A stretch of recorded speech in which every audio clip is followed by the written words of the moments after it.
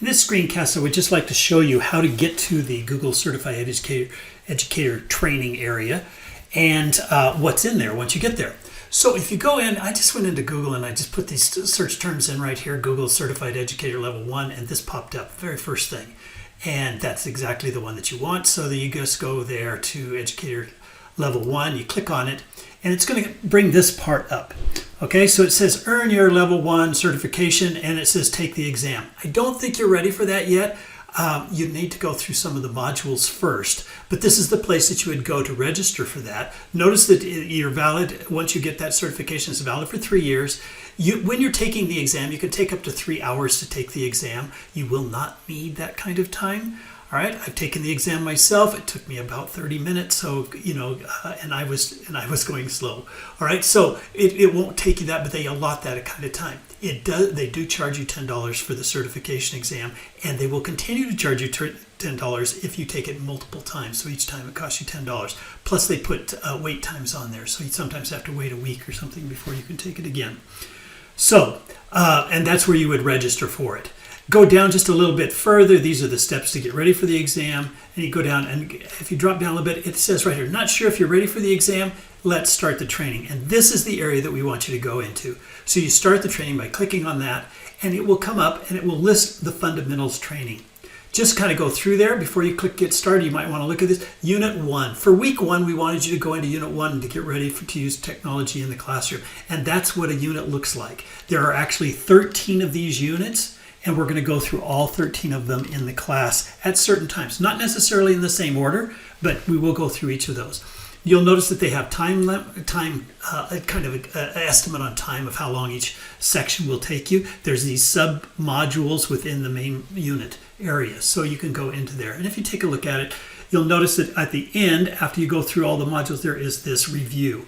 That, to satisfy the requirements for your weekly unit of getting it done, you're going to take that review it's an assessment, and you'll take that assessment. Then you'll get a printout at the end, and you take a screencast or screen capture of that photo of it, and you submit that and show us that you have gone through this and that you've taken this exam. You can definitely just jump to that if you think that you're already prepared for it. That's fine.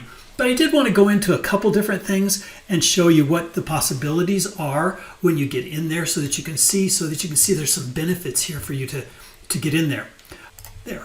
Anyway, so you go into that very first one, explore the benefits of the digital classroom. That's the first section here. You can go through it and you'll see that they've got just a couple paragraphs of explanation of what it is. The impact technology, take a look at these questions. They ask some really good questions, and you can jot down your ideas and thoughts and that. You can save those if you want. At any time you need to get back to the outline, you can just click on that. And then you go down here, what have other educators said. I found this to be really fascinating and really interesting, because these are other educators. These are in-service teachers, and what they think the answers to these things should be. And I think that gives you a lot of insight on how teachers think. And then they do something even greater when they go down here. They go to words of wisdom. And these are videos of teachers explaining why they think that that's important and why it's important from their perspective. So benefits of the digital classroom, why they thought that a digital classroom is important. And these teachers will come up and just tell you what their thoughts are.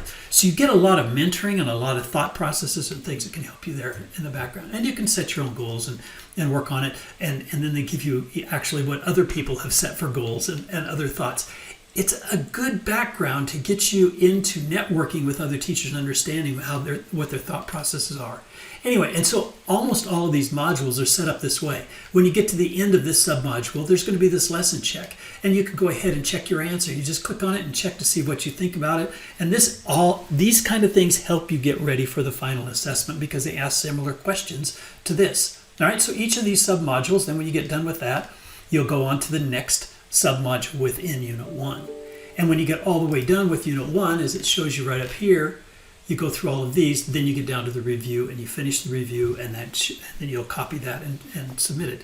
And that's how this goes. And once we get through all 13 of these, then you can go ahead and take your assessment for your certification. And once you complete the certification, then you'll have that certification for over 3 years. All right, so that's how all of this works. So remember how that works, and let us know if you have any questions about that. Thanks.